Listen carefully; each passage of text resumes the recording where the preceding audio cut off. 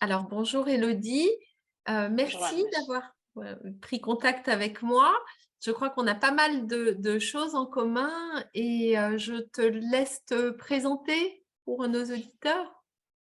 Oui, merci Marie-Charlotte. Donc, en effet, moi, je suis coach en rangement et en organisation. Donc, j'interviens chez les particuliers depuis 2013. Je travaille sur toute l'Île-de-France pour aider les familles à ranger de leur maison, de la cave au grenier, toutes les pièces. Et toi, Marie-Charlotte?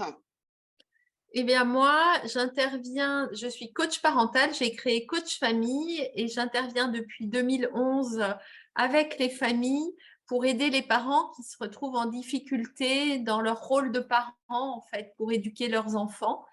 Et donc, le rangement, c'est quelque chose qui revient de temps en temps. Tu veux nous dire peut-être comment se déroulent les séances et à quel rythme pour que vraiment on te connaisse mieux, on comprenne mieux comment ça fonctionne? Oui, alors, les personnes, m'appellent, quand, vraiment elles ne savent plus, par où commencer, quand elles ont des gros soucis de rangement, chez elles et donc, on fait, en général une première journée d'intervention, heu, voilà, une journée, il faut compter. Puis, suite à ça, je donne des conseils. Donc, les personnes continuent à, à faire des choses par elles-mêmes. Et on se revoit soit au bout de 15 jours ou au bout d'un mois. Et en général, en voire trois séances, on a atteint notre objectif. Mais on me rappelle quelques années plus tard. Et pour toi, c'est à quel rythme, les échanges avec les familles?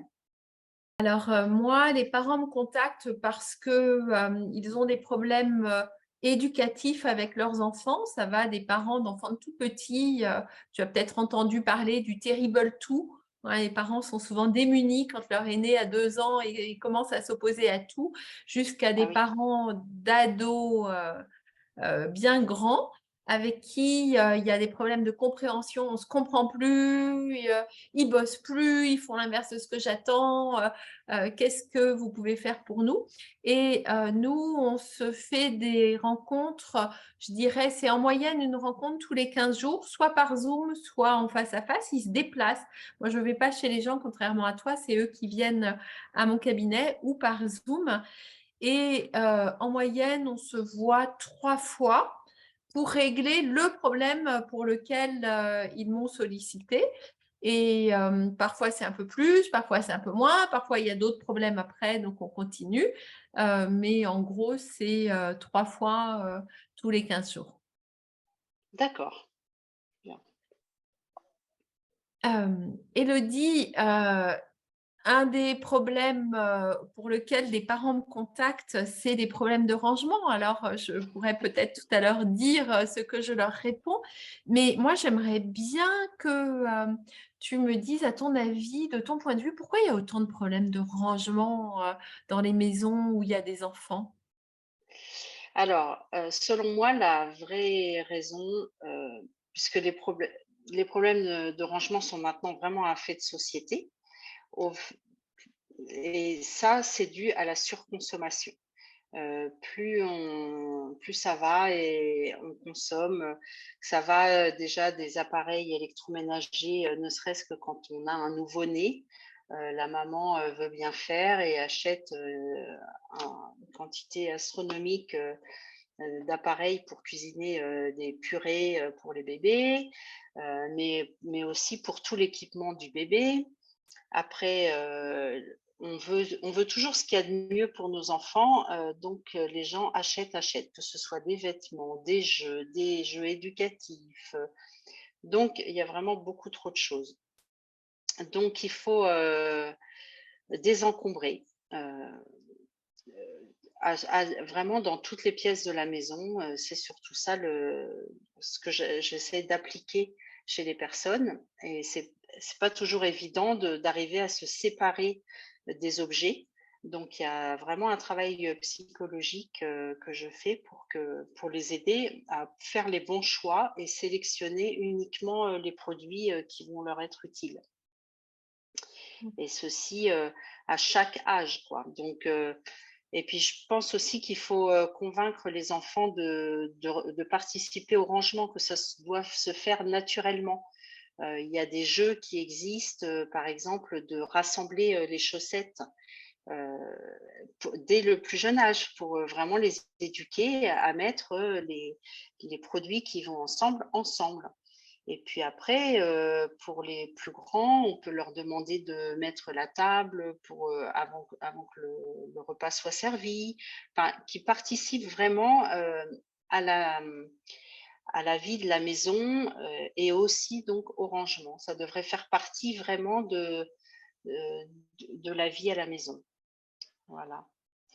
Et en ce qui te concerne, quelles ressources tu proposes aux parents pour qu'ils arrivent à se faire entendre quand il y a un problème de rangement dans la famille?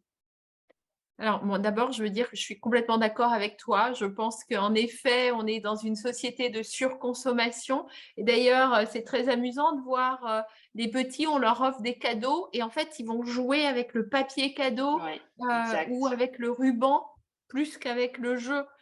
Donc on se fait plaisir à soi avant de répondre aux besoins de nos enfants et je suis aussi d'accord avec toi sur le fait que les enfants doivent participer. Moi, quand les parents viennent et me parlent de problèmes de rangement, en fait, j'essaye selon l'âge de l'enfant, de leur donner un regard un peu différent en leur disant: «Mais, dites-moi, où sont les jouets de vos enfants? Quelles sont les affaires qui traînent? Vous dites que c'est pas rangé chez vous, mais, c'est vos affaires, c'est les affaires de vos enfants» et quand ils sont tout petits, j'aime bien leur dire, «Regardez, en fait, le territoire de la maison, là, clairement, il appartient à vos enfants. Vous rentrez dans le salon, vous n'avez pas votre rangement, vous n'avez pas vos affaires, c'est les jeux de vos enfants. Ben, on est avec, des enfants qui ont gardé ce petit côté un peu animal où je marque mon territoire» et en Eh fait, oui, les enfants tout petits, hein, quand, on les laisse, s'étaler partout, le territoire est à eux et donc après, c'est compliqué pour les parents de retrouver de l'autorité puisqu'ils ont laissé le territoire aux enfants. Ça, c'est les petits. Les moyens, je leur dis souvent: «Il faut être clair, en fait. Quand vous demandez à des enfants de ranger, qu'est-ce que vous attendez d'eux?» parce qu'un enfant qui aurait entre 7 et 11 ans, la vision du rangement, c'est pas la même que pour vous. Pour eux, ranger, c'est avoir tous leurs jouets sous les yeux. Bah oui, leur chambre, elle est rangée puisqu'ils peuvent voir tous leurs jouets.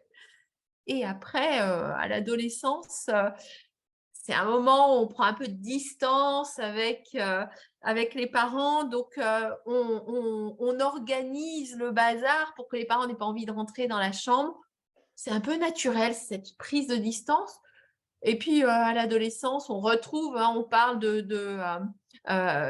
2-4 ans, on dit c'est une mini adolescence et les adolescents, on dit on rejoue la petite enfance le principe de plaisir, il est quand même extrêmement présent au moment de l'adolescence et le sens de l'effort, bof bof. Alors, en effet, ouais, comme tu le dis, quand on fait participer les enfants, quand ils sont petits, au rangement de la chambre et au service, de la maison, ben, déjà, on permet que, les enfants plus, rangent plus facilement parce que ça fait partie, des valeurs de la maison. mmh, Hem, Après, voilà, tu me posais la question, quels sont, les outils que les parents peuvent avoir? Est-ce qu'on punit? Est-ce qu'on punit pas un enfant qui range pas ses affaires? Bon, moi, je suis pas très favorable aux punitions, mais parce que pour moi, punition, ça veut dire quelque chose qui n'a pas de lien avec ce que l'enfant a fait. Donc, il a pas rangé sa chambre et ben, il est privé de dessert. Mais dans le cerveau de l'enfant, en fait, il comprend quoi? J'ai pas rangé ma chambre, je suis privée de dessert, mais quel délire? Je comprends pas et ça crée de l'envie de révolte. Moi, je pense que les parents détiennent l'autorité, hein, les parents, ils ont de l'autorité qui leur est donnée par la loi, qui est une autorité naturelle, qui est une autorité aussi parce que c'est eux qui ont donné naissance à leurs enfants, que le but de l'autorité, c'est d'amener leurs enfants à grandir et pouvoir s'installer dans la vie, en étant capable de vivre seuls. Mais l'autorité, elle ne doit pas reposer sur un jeu de pouvoir. Elle doit s'appuyer sur qu'est-ce qui est bon pour lui. Et plutôt que les punitions, moi, je vais plutôt proposer des conséquences éducatives. Écoute, oui, bien sûr, tu peux aller jouer chez ton copain, tu pourras y aller dès que ta chambre sera rangée. Voilà. Parce que voilà, il y a besoin qu'à un moment, c'est une question sanitaire, en fait, on puisse passer l'aspirateur dans cette chambre. Eh oui. Qu'est-ce que tu en penses? Je suis tout à fait d'accord avec toi. À la fois, c'est normal que l'enfant, ait réserve sa chambre comme son territoire et l'organise comme il a envie. Moi, je trouve qu'il faut respecter ça et c'est vraiment c'est un domaine privé, la chambre de l'enfant, donc on doit lui laisser, l'organiser comme il veut. Mais ça n'empêche qu'il faut qu'on puisse y faire le ménage, d'une part, et il faut aussi que l'enfant, participe, aux ménages qui doivent se faire dans les pièces communes. Donc c'est la responsabilité de tous que la salle de bain, soit agréable pour tout le monde. Il y a des espaces de vie communs et il y a un minimum quand même vital à faire, pour que les chambres soient ordonnées.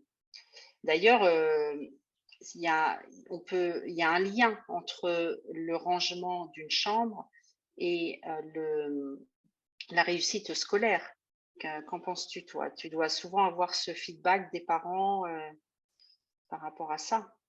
Alors oui, les parents, ils me disent: «Non mais si c'est rangé dans sa tête comme c'est rangé dans sa chambre, bah, ça doit pas être bien beau. Moi, je suis pas étonnée qu'il travaille mal». Et en fait, alors, moi là-dessus, je réponds: «Mais attendez, vous pouvez pas faire des liens comme ça n'a rien à voir». Que la chambre ne soit pas ordonnée comme vous l'entendiez, c'est une chose, mais la question plutôt à se poser, c'est si votre enfant, il travaille pas, qu'est-ce qui l'empêche de travailler? Si vous l'envoyez travailler dans sa chambre, mais si il y va avec ses écrans, alors, les écrans pour moi, c'est un gros point, hein. S'il y va avec ses écrans, alors il vous fait croire qu'il se met en mode avion, mais pas du tout, hein. Ouais, c'est très facile de vous faire croire qu'il est en mode avion, pas du tout. Il commence à travailler et puis tout d'un coup, il y a une notification, sur le groupe classe, qui parle de devoir ou qui ne parle pas de devoir, il va regarder. Il va regarder, il va répondre, donc il va être Ouais. déconcentré et un enfant qui se déconcentre, parce que, il a son écran à côté de lui ou parce qu'il y a tous ses jouets à disposition et que tout d'un coup, il se met à imaginer qu'avec ses Legos, il va pouvoir construire un vaisseau spatial, bah, en effet, c'est pas aidant. Donc, discuter avec vos enfants en disant: «Mais de quoi as-tu besoin toi pour pouvoir te concentrer?» Et peut-être que ça t'aiderait mieux de venir travailler dans la salle à manger plutôt que dans ta chambre ou, bah, voyons comment on peut rendre le travail scolaire efficace, mais, c'est pas parce que, c'est pas rangé, sur un bureau que, on va rater. Ah, tout dire, moi j'ai dû beaucoup travailler pour devenir ordonnée. J'ai un mari qui est ultra ordonné, moi je le suis beaucoup moins. J'aime quand sur mon bureau, il y a 15 000 dossiers parce que j'ai l'impression d'être utile. Donc mon mari, ça le fait, exploser de voir l'état de mon bureau. Il dit: «Mais comment peux-tu travailler comme ça?» Moi, il me faut un bureau, très propre. Moi, je dis: «Mais moi, si j'ai un bureau très propre, j'ai l'impression que je ne suis pas efficace». En revanche, sur mon bureau, il y a pas mes écrans ou alors je travaille sur mon écran et parce que je sais que s'il y a mon téléphone à côté de moi, je ne vais pas pouvoir me concentrer. Bah, c'est pareil pour les parents, à mon avis. Qu'en penses-tu?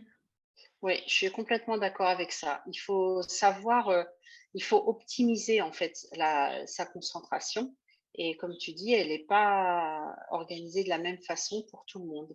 Il faut que les personnes se sentent bien dans leur univers. Moi, j'ai pas mal de créateurs, d'artistes, chez qui, enfin des fois, on fait appel à moi, les personnes me disent, «Oui, là, il faut que je fasse quelque chose, il faut que ce soit rangé parce que, franchement, je suis bordélique depuis toute petite», mais au fond d'elles-mêmes, c'est pas leur nature de vivre dans un environnement, hyper ordonné. Donc avec ces personnes-là, je vais pas, chercher je à ce que ce soit, tout au carré, quoi. Il faut qu'il y ait un minimum vital, que la maison soit agréable pour tout le monde qui y vit, mais il faut respecter, les besoins, de chacun en termes de voilà, de création, de rangement, ouais, on est tous différents et il faut accepter ça. Je trouve ça top, ouais, ce que tu dis. Accepter que chacun soit différent et qu'il y a des artistes et il y a des comptables et que Voilà, c'est ça, c'est ça. Et moi, enfin, je m'efforce toujours de m'adapter avec la personne chez qui je travaille. Parce que d'abord, je suis pas d'un naturel hyper maniaque et je vais pas. Ça veut pas faire appel à une coach en rangement, ça veut pas dire oh là là, il va falloir tout mettre au carré chez moi. Non, c'est juste répondre aux besoins pour que les personnes vivent mieux chez elles. C'est ça qui me plaît dans mon métier. et tu vois ça? C'est-à-dire les gens qui font appel à toi, tu vois une différence entre avant-après dans leur état d'esprit et Ah oui, oui, oui, bien sûr. Ah oui, oui, oui, il y a un vrai soulagement, déjà d'avoir, pu reprendre la main sur, bah, le minimum vital, qu'il y a à faire dans une maison, quoi. Ou alors une pièce où on pouvait plus entrer, pas forcément parce qu'il y a eu du bazar, mais il peut y avoir eu un choc émotionnel, le décès d'une personne ou alors, des enfants qui sont partis parce qu'ils ont voilà, ils ont grandi et il faut accepter, de réorganiser la maison différemment. Hem, donc la maison, il faut bien accepter que la maison doit évoluer au fur et à mesure de notre vie, quoi. On n'a pas les mêmes besoins, voilà, en termes de rangement. et je sais que les ados, ouais, tu es un peu une magicienne avec les ados. Tu arrives à les faire ranger, comment tu fais? Alors les ados, bah, il faut arriver à rentrer un peu dans leur monde et à leur faire, exprimer les besoins qu'ils peuvent avoir, et puis leur faire comprendre que, ils vont gagner du temps. Par exemple, s'ils ont moins de vêtements, ça sera plus facile à ranger, si, il y a, à ne il faut que les ados, ils gardent que ce qui les intéresse dans leur chambre. Donc évidemment, il y a des parents qui me disent: «Ah mais non, mais là, la bibliothèque de livres, c'est important de la garder parce que quand même, il faut qu'ils lisent ces classiques», bah, oui et non, s'il a pas du tout envie de lire des classiques, ça va plutôt, être une contrainte pour lui et il va pas aimer sa chambre et il va pas avoir envie de se l'approprier et de la ranger. C'est quand même important qu'il se con enfin, c'est aussi une façon de se construire, à travers, les objets qui l'entourent. Donc moi oui, je leur, moi, je vois ça comme aussi, comme un apprentissage. C'est un peu le rôle des parents de les éduquer à les aider à ranger. Il faut avoir des bonnes notes à l'école, certes, mais c'est aussi important de savoir, je sais pas moi, gérer son linge propre ou sale, savoir, c'est une question de s'organiser, pour s'organiser aussi, organiser son cartable, quand on entre au collège, tout ça, c'est du rangement finalement. Mmh, ouais. Ouais, les parents, je leur dis les parents d'ados, mais comme les parents des tout petits finalement, hein, on retrouve des choses assez communes. Vous savez, plus vous allez mettre de pression là-dessus et plus votre enfant va résister. Donc il y a un Oui, moment, voilà, apprenez aussi à lâcher prise Parce qu'en plus, l'adolescence qui est quand même cet âge où les ados, ils ont bien conscience que bientôt, il va falloir vous quitter. Et donc, ils apprennent à prendre de la distance. Et puis on est dans l'opposition parce qu'on est adolescent. Donc, on met en cause les valeurs de la famille pour essayer de prendre un peu de recul, essayer de les comprendre. Celle-là, cette valeur, je la prends pas. Bah, pour savoir si je la prends ou si je la prends pas, voilà, je la repousse un peu. Bah, dans la chambre, plus vous allez mettre de pression et plus vous allez obtenir l'inverse de ce que vous attendez. Donc, il y a un Ouais. moment où peut-être que plutôt que de mettre de la pression, du OK, c'est ta chambre. Moi, j'ai besoin qu'elle soit rangée une fois par semaine. Donc, voilà les conséquences. Et par exemple, des parents, je leur dis, bah, vos enfants, ils laissent leurs affaires sales traîner. Bah, vous les lavez pas, au Ah fait. oui, ouais, ouais. Voilà. Et donc, les enfants, il faut que vous soyez prêts, parce qu'un jour, ils arrivent: «Maman, maman, mes affaires de sport, elles sont pas propres». Bah, en effet, mais elles étaient pas dans le panier de linge sale. «Mais comment je fais? Je vais pas remettre, des vêtements qui puent». Bah, mon chéri, je suis désolée. Si, en fait, tu connais la règle. La règle, c'est des vêtements dans le linge sale avant telle date et si ça te convient pas, bah, écoute, tu les laves toi-même, hein. Voilà, il y a pas de souci et ça marche beaucoup mieux généralement quand, on donne la règle, on lâche la pression et on dit: «Bah, en fait, tu as le choix entre vivre la règle ou vivre la conséquence. Moi, je dois pouvoir passer l'aspirateur dans ta chambre une fois par semaine. Bah, écoute, ce qui traîne par terre, soit sera aspiré, soit sera mis, même si c'est sale, sur ton oreiller, c'est pas grave, enfin voilà, ça t'appartient, hein». Tout à fait, tout à fait. Il faut les responsabiliser. C'est Mmh. vraiment, une façon pour eux de grandir, oui, je te rejoins complètement. J'avais, quand, ma dernière fille, était plus petite, on avait fait un jeu que j'avais vu sur une pub IKEA, pour tout te dire et j'avais trouvé génial. Alors je vais raconter le truc, parce que je le donne aux parents, mais je suis sûre que toi, tu as des trucs comme ça aussi. La pub IKEA, c'était, j'ouvrais la porte de la chambre de ma fille et je regardais et je refermais et on jouait à 1, 2, 3 soleil. Alors, j'allais taper sur la porte de sa chambre et je faisais 1, puis j'allais lancer une machine et puis je revenais, je faisais 2, 3 soleils. Et quand je disais soleil, ma fille devait être au même endroit, mais des choses devaient avoir été rangées dans la chambre. Et moi, je devais dire, Ah! ça c'est rangé, ça c'est rangé.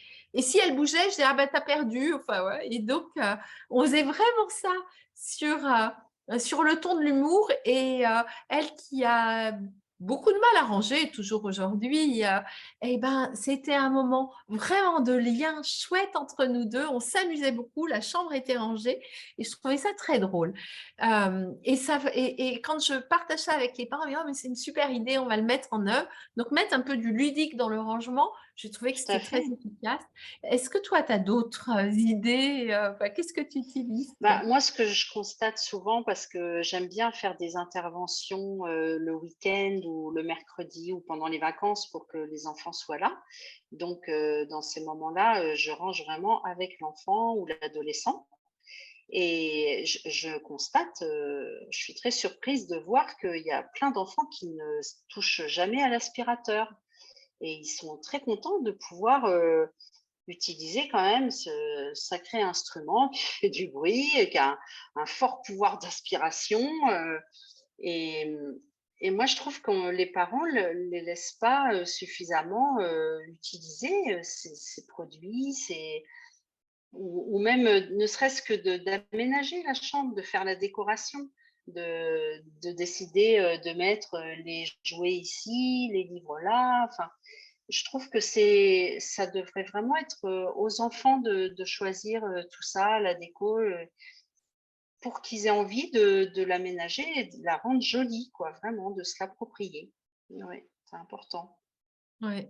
Oui, je suis d'accord avec toi et parfois ça plaira pas aux parents parce qu'à Voilà. l'adolescence, ouais, les modèles, c'est pas forcément ce que les parents, aiment, mais Ah ben oui, il faut accepter. Ils peuvent avoir des jeunes filles qui vont avoir leur période gothique, tout en noir, oui, bah, oui, c'est sûr que ça plaît pas aux parents, mais c'est comme ça que les enfants se construisent, oui.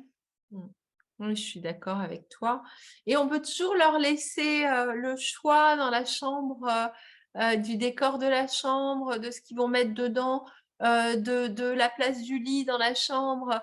Alors, une fois, j'ai eu des parents à qui je proposais ça. Ils disaient: «Ah non, nous, on peut pas parce qu'on est très feng shui et Ah, alors, non, notre enfant n'a pas le choix de, la place du lit, dans la chambre». Je dis: «Mais alors, est-ce qu'il a le choix de quel côté du lit il veut mettre la tête?» «Ah non, même pas». Je dis: «Bah, écoutez, moi, je vous dis, je comprends très bien qu'on puisse être feng shui et qu'on puisse vouloir ça, mais ça devient un enjeu de pouvoir avec votre enfant et tant que vous ne lâcherez pas ça, vous serez en conflit là-dessus». Alors, il y a un moment avec ses enfants, à mon sens, il faut choisir ses batailles. oui, bien Est-ce sûr. que voilà, est-ce que si mon enfant choisit d'avoir un lit qui n'est pas, exactement à la place feng shui adaptée, c'est plus ou moins grave, que d'avoir un enfant qui va se droguer, par exemple, enfin, où je mets mon énergie de parent? Je la Mhm. mets pour me battre pour que, il ne bouge pas le lit de sa chambre ou pour que, il se respecte lui-même, qu'il respecte les autres? Voilà, moi je pense que, ce que tu dis Ah oui. vraiment, Non, non, c'est vrai, c'est un bel exemple que tu donnes là. Le feng shui, c'est bien, mais si ça aide l'enfant à mieux dormir. Mais s'il est contre, il faut pas insister, non, c'est sûr, hein, ah non, non. Moi, il y a juste quelque chose que je ne tolère pas, c'est les enfants qui se mettent à manger dans leur chambre, quoi. Ça, c'est vrai que la chambre, on s'y amuse, on travaille, on dort, mais manger, non. C'est, il faut chercher quand même à ce que les gens se retrouvent à table. C'est important d'avoir ce moment mmh. de famille. Mm. Mais après, il y a, on peut avoir les temps de repas à table, mais les ados, s'ils ont un peu d'argent de poche, on sait bien, hein, leur argent de poche, il est beaucoup utilisé à acheter, la junk food et en cachette des parents, ils risquent d'aller manger dans la chambre. Ou monter, leur tasse de café, sauf qu'au lieu de la redescendre, elle va pourrir là, dans la chambre. Ouais. Non, moi je préconise qu'il y ait un au moins, un ménage qui soit fait de façon hebdomadaire et là, c'est là où on doit pouvoir nettoyer le sol et enlever, s'il y a de la vaisselle sale ou le linge sale, au moins une fois par semaine. Pour moi, c'est quand même un minimum, quoi. Mmh. Ouais, ça me semble cohérent.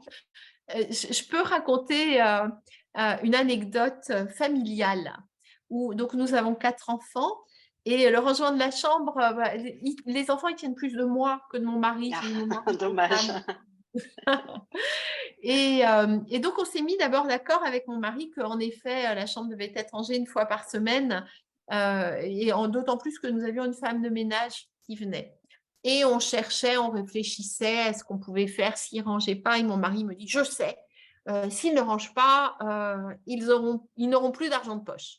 Et moi je leur dis: «Mais ça c'est», je dis à mon mari: «Mais ça c'est une punition.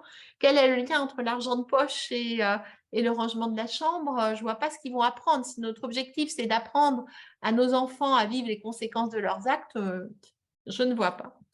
Et là, il me dit, «C'est toi la coach, débrouille-toi avec ça». Bon, merci mon chéri. Et donc j'ai réfléchi et finalement, ça s'est transformé en j'ai dit à mes enfants: «Écoutez les enfants, nous avons une femme de ménage, ce n'est pas une femme de rangeage et Mmh. donc désormais, quand la femme de ménage viendra, si elle doit ranger votre chambre parce que vous ne l'avez pas fait, elle notera le temps qu'elle a mis pour ranger la chambre et vous devrez la payer avec votre argent de poche, en liquide avec votre argent de poche Ouais. sur ce temps de rangement». Ah bah, ça a été radical, hein. Bah oui, c'est ça. Faut les impliquer, les responsabiliser. On en revient un petit peu à ce qu'on disait tout à l'heure, les responsabiliser, d'une manière ou d'une autre. Ouais, ouais, c'est un Mmh. bel exemple. Et tout à l'heure, tu disais que tu revenais plusieurs années après. C'est, pour les mêmes raisons ou qu'est-ce qui fait que les choses se dégradent? Ah ben, déjà parce que nos besoins évoluent au fil des années, si on prend l'exemple des enfants, quand ils sont petits, ils ont beaucoup de jeux de construction, de Lego, de Playmobil et tout ça qui vont disparaître, à l'adolescence Après, il va y avoir les jeux éducatifs. Donc, les besoins sont différents. Donc, il faut sortir de la maison ce qui ne sert plus régulièrement. Et ça va de soi que les contenants vont devenir différents. Quand on utilise les Playmobil, les Lego, ça va être des grands bacs de rangement. Après, ça va plutôt être des étagères, plus en hauteur. On va monter en hauteur. Donc, et puis après, les ados, ils peuvent avoir envie d'une chambre très épurée, donc on va chercher à enlever les meubles. Donc, on adapte vraiment ça. Dans le salon, au début, il y a des jeux, et puis plus les enfants grandissent, moins il y en a. Euh, donc, il y a les besoins qui évoluent, et puis il y a le fait que il faut revoir un peu l'organisation. Enfin, à titre personnel, chez moi, je fais la même chose, hein. Il y a des moments, là, je revois le placard. Bon, moi, par exemple, j'ai un placard d'entrée. Quand les enfants étaient petits, j'avais mis sur les étagères du bas les affaires de piscine, les affaires de musique, ils allaient à l'école de musique, ou les sacs avec des livres de la bibliothèque. Et bon, bah, ces étagères-là, maintenant, j'y ai entreposé des chaussures, par exemple, pour dire que voilà, ça a vraiment, j'ai vraiment l'exemple de cette armoire-là qui a complètement changé ses attributions au fil des années. Et donc ça, c'est important de le faire chez tout le monde. Et si vous avez ces besoins-là, c'est pas parce que vous n'êtes pas ordonné. C'est juste qu'il faut prendre le temps de faire ça. Et c'est vrai que ça, on a du mal à trouver le temps le samedi ou le dimanche parce que ça prend un peu plus de temps d'envisager ce genre de rangement. C'est pas juste remettre en place quelques petites choses. Donc, c'est bien de se poser avec une coach en rangement pour faire ça au moins une fois par an. Mhm.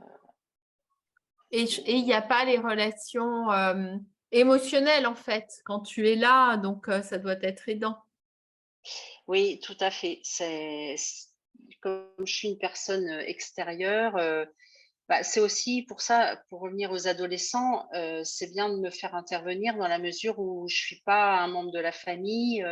Donc, l'adolescent, il va plus facilement se confier à moi, et on va rester sur l'objectif qu'on s'est fixé de rendre sa chambre plus agréable. Et donc, pour ce qui est des aspects sentimentaux qu'on peut avoir face aux objets, moi, je vais aider les personnes à se détacher, à trouver les bonnes raisons qui font qu'elles vont pouvoir se libérer de tel ou tel objet et en garder le moins possible et que ce soit plus facile à ranger. C'est, Ok. c'est toujours ça l'idée. Et oui. Et moi, bah, le fait que je sois extérieure à la famille me permet aussi d'avoir un regard qui est plus objectif, en fait, Oui, et de pouvoir dire aux parents, attention, là, vous êtes pris dans tel cercle vicieux, et faire toujours la même chose, un peu plus fort, un peu plus vite, c'est toujours la même chose. Donc, il y a un moment, il faut accepter de changer quelque chose pour que la situation puisse changer. Et je pense que le fait qu'on soit extérieur est très aidant. On a une vision vraiment plus globale, plus objective et sans doute plus juste parce que justement pas teintée de cet amour qui est tellement magnifique, mais qui rend les choses tellement compliquées. c'est sûr. Ouais, ouais, ouais. Non, non, c'est bien de. Voilà, puis on a une habitude, enfin, euh, les besoins des familles, on retrouve, c'est souvent un peu les mêmes besoins, donc on fait des liens d'une famille à d'une autre, et c'est bien, comme ça ils en tirent avantage. Mm. Ben, c'est un beau métier. Comment t'en es venue à faire ce métier-là? Eh bien, j'en ai eu connaissance parce que c'est vrai que c'est pas très connu, hein, donc et comme moi j'adore ranger, c'est vraiment inné chez moi, et ça me plaît vraiment de faire ça. Je me suis lancée à faire ça, et surtout ce que j'aime beaucoup dans ce métier, c'est qu'on aide les gens et ils vont vraiment mieux après. Donc il y a vraiment un avant-après dans l'espace, dans la maison, mais aussi dans l'esprit des gens. Ils sont allégés. Souvent, on me fait intervenir aussi au début d'un changement. Ça va être avant de retrouver du boulot ou pour une séparation. Mais c'est quelque chose qui évolue et qui grandit, quoi. Les gens se retrouvent, bon, c'est souvent des femmes, hein, vont avoir libéré un peu de leur charge mentale qui concernait le rangement pour s'adonner à autre chose. Euh, donc, c'est vraiment bénéfique. Moi, j'en retire une grande satisfaction personnelle. Ouais. Ouais, c'est chouette. Bah, alors moi, je vais te raconter aussi comment j'en suis arrivée là. Ouais. Moi, j'étais dans un domaine complètement différent qui n'avait rien à voir. J'ai eu 4 enfants, les 3 premiers très rapprochés, la dernière avec, voilà, quelques années, 4 ans plus tard et je rêvais d'une belle famille comme ça, mais très vite, j'ai été mise en difficulté, en fait, dans le relationnel. D'abord avec ma fille aînée, mais après les frères et sœurs, ils ont vu, ce que faisait leur sœur, donc eux aussi, ça a commencé à être compliqué avec eux. Donc j'ai longtemps attendu que mes enfants changent et ils n'ont pas changé. Et donc je me suis dit qu'il fallait que je change et je suis allée chercher des outils pour changer. Et ça tombait en même temps, vous avez la crise de milieu de vie où je me suis vraiment posée à 40 ans, je bossais dans le marketing. Est-ce que ce que tu fais a du sens? Est-ce que le jour où tu mourras, tu seras fier de ce que tu as réalisé ou pas? Ben, après m'être posé la question du sens que je voulais donner à ma vie, j'ai découvert que en fait, thérapeute, coach, c'était des choses qui m'iraient bien et comme c'était en parallèle avec les outils que j'avais découverts pour, aider ma famille à aller mieux, eh bien, c'est comme ça que, après 5 ans d'études, en fait, je me suis installée comme, coach famille pour accompagner les familles parce que ça avait fait tellement de bien dans ma famille que je voulais aussi partager. Comme toi, tu vois, le fait Ouais, de ouais. retrouver une famille qui part avec le sourire, un enfant qui reparte avec le sourire. Oh, mais ah, moi, c'est mon bonheur au quotidien, en fait, de vivre Mm, ça. mm. Tout à fait. Je te comprends bien. OK, ben, Élodie, comment on fait si on veut te contacter? Alors, mon site internet est byelodie.fr, donc c'est elodie.fr. Sinon, je suis joignable au 06 08 80 21 40. Il faut compter 15 jours à 3 semaines de délai. Voilà, on prend rendez-vous et je viens directement pour une journée de rangement avec vous. Vous serez un peu fatigué, mais tellement l'esprit allégé après que ça vaut la peine. Et pour toi, Marie-Charlotte? Et bah, moi, vous pouvez aller sur mon site, alors www.coach, C-O-A-C-H, trait d'union du site, famille-au-singulier.com et vous pouvez m'envoyer un mail à contact@coach-famille.com aussi. Si vous voulez prendre rendez-vous, il faut aller sur le site Therapies, T-E-R-A-P-I-Z, taper Marie-Charlotte Clerc à Gouvieux et vous verrez mes disponibilités. Parfois, c'est assez proche et parfois, c'est un petit peu loin. Ça dépend. C'est saisonnier. Et, soit on peut se voir à Gouvieux, donc qui est à côté de Chantilly, soit on peut faire ça par Zoom. Et puis, on fait toujours un premier rendez-vous. Je reçois les parents. J'ai une expertise sur le harcèlement scolaire. Donc, le harcèlement scolaire, je demande à ce que l'enfant soit là. Et dès le premier rendez-vous, je travaille avec l'enfant. Mais quand c'est des problématiques éducatives, je demande aux 2 parents, si possible, ou au moins à un parent d'être là. Et je travaille d'abord avec le parent et à la fin de la première rencontre, on décide si je vois l'enfant ou si ce n'est pas nécessaire. Mais ça, on le décide ensemble. Voilà. Super. Bon, bah, moi, je suis ravie de cet échange, hein. Vraiment, merci d'avoir accepté et qu'on ait mis nos compétences en commun. Oui, merci beaucoup Élodie. Moi aussi, je suis ravie. Merci de m'avoir contactée. Je trouve que vraiment, c'est chouette de voir qu'en plus, dans 2 domaines qui ne sont pas complètement les mêmes, on a la même vision, on se rapproche, moi je vous le dis à ceux qui regardaient ça, vous avez un problème de rangement, faites confiance à Élodie. Je pense que vous êtes dans de bonnes mains. Eh ben, c'est pareil pour toi. Merci Élodie. Et puis, bah, peut-être que tu as une conclusion? Est-ce qu'il y a un conseil à donner aux parents? Eh bien, enfin moi je vois que c'est vraiment, un souci de moins quand on enfin déjà essayer d'acheter moins pour avoir moins de choses à la maison et que ça vous simplifie la vie. C'est quand même, pour moi, c'est ça la clé, d'en avoir moins à ranger. C'est c'est plus simple. C'est pas mal. J'aime bien. Moi, je dirais choisissez vos batailles. Choisissez vos batailles avec vos enfants, avec vos ados.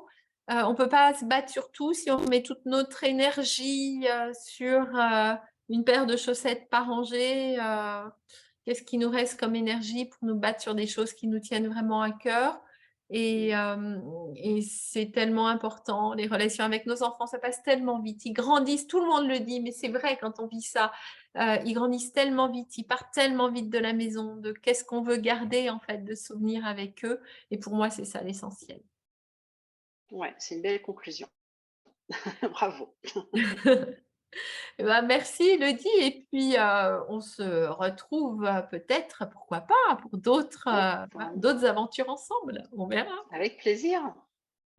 Merci. Et ben, voilà, n'hésitez pas à diffuser ce lien si vous le souhaitez, si vous pensez qu'il y a des parents qui peuvent être intéressés, vous pouvez, cette vidéo sera sur chacun de nos sites et vous pouvez inviter les parents à venir les regarder si ça peut leur être utile. Hein, je pense, Élodie, on est d'accord? Oui, oui, oui, bien sûr. Il faut partager. Au revoir à tout le monde. Au revoir.